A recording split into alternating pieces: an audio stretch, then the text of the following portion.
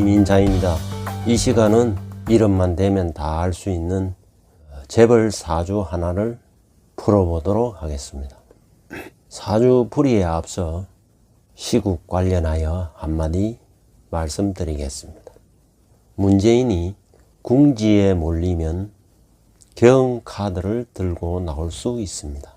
개헌하면 최악의 정치가 되는 것입니다. 의원 내각제 개헌은 절대 해서는 안 되는 것입니다. 의원 내각제가 되면 권력에 타락한 국회의원 300명이 대통령이 되는 꼴이 됩니다. 그래서 한 명의 독재자가 아니라 300명의 독재자가 국민을 포갑하고 수탈하게 될 것입니다. 문재인의 마지막 카드는 개헌 카드로 개헌론자와 손을 잡을 것입니다. 개헌론자들은 죄 없는 대통령을 탄핵한 세력들입니다. 내각제 개헌이 되면은 문 정권 다음은 내각제가 되어버리고 맙니다. 그러면 국민에게는 어떠한 선택도 자유도 없어지는 것입니다. 내각제 개헌은 망국의 길인 것입니다.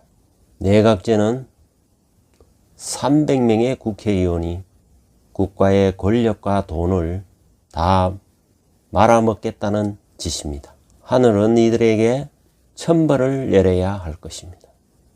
그럼 다음은 재벌 사주 하나를 풀어보도록 하겠습니다. 누군지 이름은 밝히지 않겠습니다.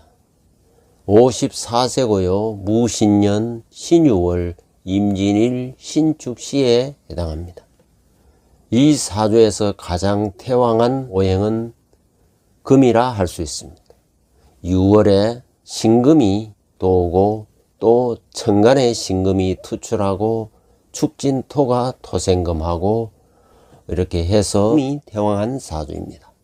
일단 금이 태왕하면은 원칙적으로 사주에서 목을 찾게 되는 것입니다. 사주 어디에도 목이 없습니다. 목이 없으면 다음 순서는 화를 찾는 것입니다. 화도 어디에도 없는 것입니다. 그럼 다시 금으로 되돌아오는 것입니다. 즉 금이 이 사주의 용신이 되는 것입니다. 다만 일간이 신금을 만나지 않았더라면 수가 용신이 될 뻔한 사주인 것입니다. 아무튼 이 사주에서는 금이 용신이기 때문에 금을 생하는 토가 희신이 되고 금이 생하는 수는 한신이 되는 것입니다.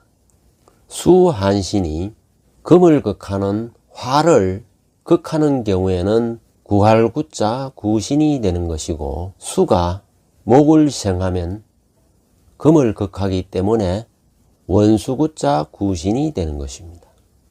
그것은 운에서 정확하게 판단할 일인 것입니다. 원국을 보면은 토, 금, 토, 수, 금, 토 사주 전체가 용에 해당하는 사주인 것입니다. 토, 금, 수를 용하고 금을 극하는 화와 목은 이 사주의 불용이 되는 것입니다. 사주 전체가 용으로 구성되어 있으면 선대로부터 복덕을 누리게 되는 것입니다. 서두에서 재벌 사주라고 말했음에도 불구하고 이 사주 어디에도 화는 어디에도 없습니다. 또 화를 생하는 식상인 목도 이 사주에는 없습니다. 그럼에도 불구하고 재벌 3세에 해당하는 사주인 것입니다. 이것은 선대의 용으로부터 계속 용으로 이어지기 때문에 가능한 것입니다. 특히 월주에 용신이 임하고 있기 때문에 부모대에 대발하였음을 의미하는 것입니다. 즉 이 사주의 용신은 금이고 인성에 해당하기 때문에 문서로 부를 물려받았다는 것을 의미하는 것입니다. 즉 이것은 상속 재산을 암시하는 것입니다. 특히 이 사주의 금은 금생수하는 인성에 해당하기 때문에 목의 쪽에 거부였음을 암시하는 것입니다. 이 사주 주인공의 모친은 세상이 다 아는 재벌이 따님이었던 것입니다.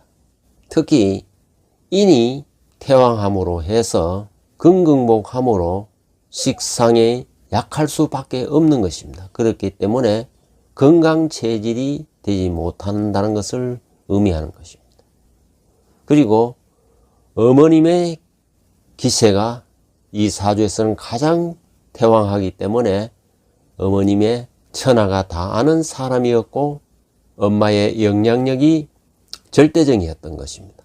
그래서 거의 마마보이에 해당하는 사주라고도 할 수 있는 것입니다. 그리고 진유로 합하기 때문에 어머님과 유정했던 것입니다. 또한 용신이기 때문에 어머님의 복덕을 그대로 누릴 수 있었던 것입니다. 이 사주에서 융음은 도화에 해당하고 용신에 해당하기 때문에 인기가 많은 사주입니다. 그러나 이 사주에 식상과 재가 없기 때문에 여자가 잘 붙지 않는 사주인 것입니다. 이것은 여자를 잘 다루지 못한다는 것을 의미하기도 합니다. 사주가 이렇게 인성이 태왕한 사주는 재물을 수성하는 사주이고 즉 재벌 3세를 의미하는 사주인 것입니다. 대체로 식상이 발달되고 재성이 발달한 사주는 창업자 사주가 많습니다. 그에 비해서 이 사주는 대부분 관인상생이 되고 인성이 매우 많은 사주인 것입니다. 바로 이런 사주가 재벌 3세 사주인 것입니다. 다만 이 사주에 금수가 왕하기 때문에 성격이 매우 차분하고 생각이 깊은 것입니다. 특히 이 사주에 재에 해당되는 화가 없고 또 재를 생해주는 목도 이 사주에 없기 때문에 여자 인연이 매끄럽지 못하고 또한 목은 이 사주의 기신으로 작용하기 때문에 여자 인연이 좋지 못한 것입니다. 특히 30대 전반에 만나는 여자 인연은 해로할 수 없는 인연인 것입니다. 왜냐하면은 금극목을 하여 여자의 뿌리를 잘라버리기 때문에 여자 인연이 오래가지 못하는 것입니다. 그러나 30대 중반 이후에 인연은 해로할 수 있는 인연이 되는 것입니다. 진 중에 을목 여자는 습토 생금을 하기 때문에 좋은 인연이 되는 것입니다. 물상으로 보면은 6월에 이런 보석으로 태어났습니다. 그리고 보석을 깨끗이 씻어줄 물이 절신한데 물로 태어났으니 세상으로부터 인기를 누리게 되는 것입니다. 그리고 도세 주옥이 되기 때문에 즉 신금이 임수에 의해서 깨끗이 씻어지기 때문에 매우 가치가 있고 설모가 있고 그렇기 때문에 귀한 대접을 받고 있는 것입니다. 그럼 대운을 한번 살펴보겠습니다. 관심이 가는 대운은 개해대운입니다. 개해대운은 용에 해당합니다. 그리고 이 수가 수생목을 하면은 불용으로 작용하고 수국화로 작용하면은 용으로 작용하는 것입니다. 특히 한신운에는 공부하기 좋은 운인 것입니다. 왜냐하면 한신은 말 그대로 한가한 운에 해당하는 것입니다. 그렇기 때문에 개해대운은 보면은 이 개수는 수국화하는 수에 해당합니다. 그리고 해수는 해자축 수국을 이루기 때문에 공부를 잘하여 서울대학에 들어갈 수 있었던 것입니다. 그 다음 갑자대운은 자수는 수국화하지만 목이 있어서 수생목을 하여 기신을 생하게 되므로 불용에 해당하는 것입니다. 특히 이 목은 이 사주에 있어서 여자로 작용하는 것입니다. 그래서 이 갑자대운에 만나는 여자와는 좋은 인연이 되지 못하고 또 해로할 수도 없는 인연인 것입니다. 합자대운 을해년에 유명한 여배우와 만나 결혼을 하였던 것입니다. 을해는 해수가 을을 만나서 수생목을 하고 또 자수도 수생목을 하기 때문에 불용의 운으로 작용했던 것입니다. 그렇기 때문에 좋은 인연을 만날 수도 없었던 것입니다. 을해년에 결혼을 하고 2003년 개미년에 이혼을 하였던 것입니다. 미토는 조토로서 토국수를 하고 또 목을 인묘시키기 때문에 이혼이 되었던 것입니다. 특히 미는 개와 갑이 만나면은 목국을 이루기 때문에 이혼을 부채질하였던 것입니다. 을축대운은 습토가 생금을 하고 또 유축합으로 건국을 이루기 때문에 대길한 운인 것입니다. 을목은 을신충으로 을목생화가 불가능한 것입니다. 특히 을축대운 신묘년에 다시 재혼을 하게 되는 것입니다. 신묘년에 묘가 들어오면은 을목은 다시 살아납니다. 이때 을목은 재혼할 여자로 등장하게 되는 것입니다. 지금은 병인대운에 와 있습니다. 병인대운은 목화운인 것입니다. 이 사주에 바로 불용의 운에 해당하는 것입니다. 그래서 병인대운은 크게 발복하기가 어려운 운인 것입니다. 다소 침체될 수도 있는 것입니다. 만약에 이 운에 무리수를 둔다면 경제적으로 큰 타격을 입을 수도 있는 것입니다. 최근에 여기저기 스타필드 사업으로 구축을 하지만 다소 무리수가 아닌가 여겨지는 것입니다.